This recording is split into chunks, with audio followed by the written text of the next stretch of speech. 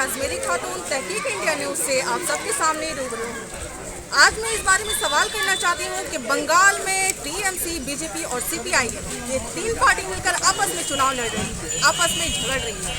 तो आज मैं सीपीआईएम जो कि तीन पार्टी जो इत्तेहाद बनाकर लड़ रही है उसका नाम सीपीआईएम, जैसे सीपीआईएम, कांग्रेस और सीपीआईएम। आज हम जानते हैं कि खरदा विधानसभा से जो आने वाली हैं उस शख्सियत के बारे में जानते हैं कि सीपीआईएम के जो कैंडिडेट है वो आने वाली हैं। तो चलिए आज जो उनके सपोर्टर्स हैं उन सपोर्टर से जानते हैं कि इस बारे में उनका क्या ख्याल है। जी आप अपना नाम बताइए। जी मेरा नाम मोहम्मद तस्कीन है, मैं यहाँ पर सीपीएम का कार्यकर्ता हूँ। जी मैं ये पूछना चाहती हूँ कि सीपीआईएम जो पार्टी लड़ाई कर रही है मैं पूछना चाहती हूँ कि ये सत्ता में आने के बाद ये आपका क्या ख्याल है कि सीपीआईएम क्या करने वाली है मुस्तकबिल में आवाम के लिए? देखिए सबसे बड़ी बात है कि जो बंगाल में लड़ाई हो रही है, जो दिखाया जा रहा है कि टीएमसी और बीजेपी एक्चुअली ये दोनों पार्टी अपने आप में एक फ्रेंडली मैच खेल सकता है। जो भी जीते, आप अगर बीजेपी की तरफ देखिएगा तो बीजेपी के जितने उम्मीदवार हैं वो 50% से ज़्यादा 155 से 170 उम्मीदवार जो टीएमसी से आए हुए हैं। एक फ्रेंडली मैच खेल के सत्ता का जो सुख है ये आपस में भाग करना चाहती है। और दोनों तरफ आप देखिएगा कि जो बंगाल में 10 साल से जो लूट चल रहा है, ये लूटने वाले लोग दो हिस्से में बटे हुए हैं और पूरे बंगाल को समाज विरोधियों के हाथ में सौंप दिया गया है, तोलाबाजों के हाथ में सौंप दिया गया है। और इसी को कायम रखने के लिए आपस में दो हिस्से में बट के ये लोग एक चुनाव लड़ना चाहते हैं, जिसका नाम ये लोग दे रहे थे खेला होबे। खेला होबे का मतलब एक्चुअली ये लोग एक फ्रेंडली मैच खेलना चाह रहे थे। इन लोगों को ये उम्मीद नहीं था कि तीसरा भी कोई शक्ति, तीसरा भी कोई ताकत आके इस चुनाव में मगरबी बंगाल में इन लोगों को चुनौती दे सकता है। जब ये तीसरा ताकत यानी संयुक्त मोर्चा का मतलब है हम लोगों ने ये ठीक किया है कि पूरी बंगाल में भारतीय जनता पार्टी और टीएमसी के खिलाफ जो भी शक्ति है उस तमाम शक्ति को एक जगह किया जाए। ये तमाम शक्ति को एक जगह करने के बाद ये चुनाव में ये जो खेला होने का जो नाटक हो रहा था इसको तोड़ के खेला शेष होबे, जेटा होबे सेटा होबे। जो आगामी दिन है, आने वाला दिन में जो नौजवान है उसको नौकरी मिलेगा कि नहीं मिलेगा, ये मुद्दा सबसे बड़ा है। आपको मालूम है कि पिछले महीना में हमारे जो नेत्री हैं डीवाईएफआई की मीनाक्षी मुखर्जी, उनके नेतृत्व में पूरे बंगाल से लाखों नौजवान नवान्नों में ये पूछने गए थे कि हम लोगों को नौकरी कहाँ मिलेगा, कब मिलेगा, जिसमें मजदूर मिद्दा को पुलिस का डंडा से मार के ये कर दिया गया, आप लोगों को मालूम है। तो हम लोग ये जो तीसरा शक्ति है इसको मजबूती के साथ ये नौकरी का मुद्दा क्या होगा। जो लोग जब लॉकडाउन चल रहा था, लॉकडाउन करते में आप लोगों ने देखा होगा कि लाखों जो कर्मचारी है जो बाहर काम करते थे, तो नौकरी करने वाले हैं, वो लोग पैदल चलने में मजबूर थे और बंगाल में लाखों लोग आए। उन लोगों का क्या होगा, उन लोगों का भविष्य क्या होगा, ये हमारा सवाल है। हमारा मुद्दा ये है कि आने वाला दिन में मनरेगा का जो काम है, जो 100 दिन का गारंटी है, जो लेफ्ट फ्रंट या यूपीए का जो गवर्नमेंट जब था, यूपीए 1 का गवर्नमेंट, उस टाइम मनरेगा आया था 100 दिन का गारंटी। हम लोग बोल रहे हैं कि इस काम का 150 दिन का गारंटी होगा। 100 दिन सेंट्रल गवर्नमेंट और 50 दिन हम लोगों का जो स्टेट गवर्नमेंट बनेगा उसके तरफ से। हम लोगों ने ये कहने का कोशिश किया है कि 200 यूनिट तक जो करेंट हम लोग जलाते हैं इस पर सब्सिडी दिया जाएगा। ये हम लोगों का मुद्दा है। हम लोगों का मुद्दा ये है कि स्कूल और कॉलेज को जो ख़त्म किया जा रहा इसको और ज़्यादा से ज़्यादा पढ़ाई लिखाई की तरफ नज़र दिया जाएगा। हम लोगों का मुद्दा है कि आप देखिएगा कि आयुष्मान भारत, इधर स्वास्थ्य साथी, ये दोनों करके सरकारी जो इंफ्रास्ट्रक्चर है हेल्थ का, उसको बर्बाद करने का एक साजिश हो रहा है। हम लोग बोल रहे हैं सरकारी हेल्थ सिस्टम को और मजबूत किया जाएगा। ये हम लोगों का मुद्दा है। ये मुद्दा को लेकर हम लोग इलेक्शन लड़ रहे हैं। सरकारी नौकरी असल में यहाँ पर चर्चा हो रही है कि खेला हॉबी जो स्लोगन है, खेला हॉबी का मतलब होता है डेवलपमेंट। तो इस बारे में आपका क्या ख्याल है, आप बताइए कि ममता बनर्जी के राज्य में क्या डेवलपमेंट हुई और क्या खेला हॉबी?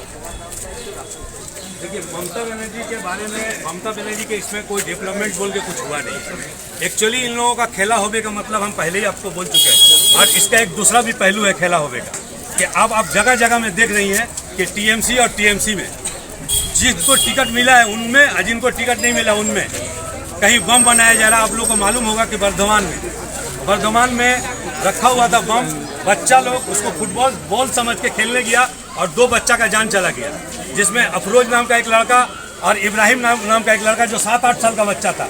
ये टीएमसी का 2 क्लब में खेला होने का ये नतीजा है। आप लोगों ने देखा होगा कि टीएमसी का और एक पार्टी ऑफिस में बम फटने के बाद वो उसका पूरा छत उड़ गया। ये खेला होने का इन लोगों का तैयारी है और हम लोग बोल रहे हैं कि खेला शेष हो ए बार मानू से तुम लोग आ जाओ। टीएमसी जो ब्लेम कर रही है कि बीजेपी ने सीपीआईएम ने दावत दिया है, सीपीआई ने मदद किया है बीजेपी को बंगाल में एंटर करने का, तो इस बारे में इस ब्लेम के ऊपर आपका क्या इजहार ख्याल है?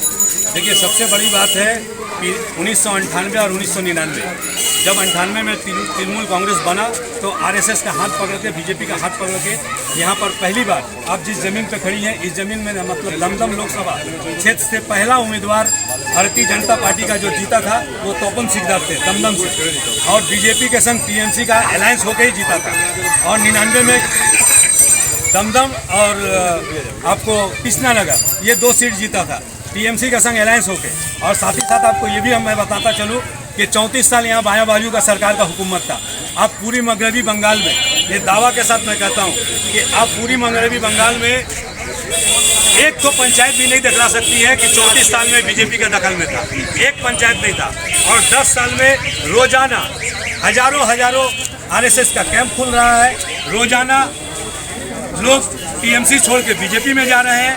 ममता बनर्जी का अलायंस है बीजेपी का संग अंदरूनी, और उसका ये नतीजा है कि भारतीय जनता पार्टी का आज 18 एमपी है बंगाल में, जो 34 साल की हुकूमत में आप इसको कभी सोच भी नहीं सकते थे कि बंगाल में कभी बीजेपी को 18 सीट मिलेगी। जैसा कि हम सब देखते हैं कि आज सीपीआई के कुछ सपोर्टर्स बता रहे हैं कि टीएमसी ने ही दावत दिया था बीजेपी को बंगाल में एंटर करने की। तो सभी से इंतजार था, आज वो शख्सियत हमारे सामने तशरीफ फरमा हो चुके हैं, जिनका नाम है देव ज्योति दास, जो कि खर्दा विधानसभा के सीपीआईएम के एक कैंडिडेट है। सर, मैं आपसे जानना चाहती हूँ कि सत्ता में आने के बाद आप क्या क्या करेंगे हमारे आने वाले कल में अवाम के लिए, पब्लिक के लिए? बंगाल में पिछले 10 सालों में जो चल रहा है, बंगाल का जो कल्चर अटैक्ट है,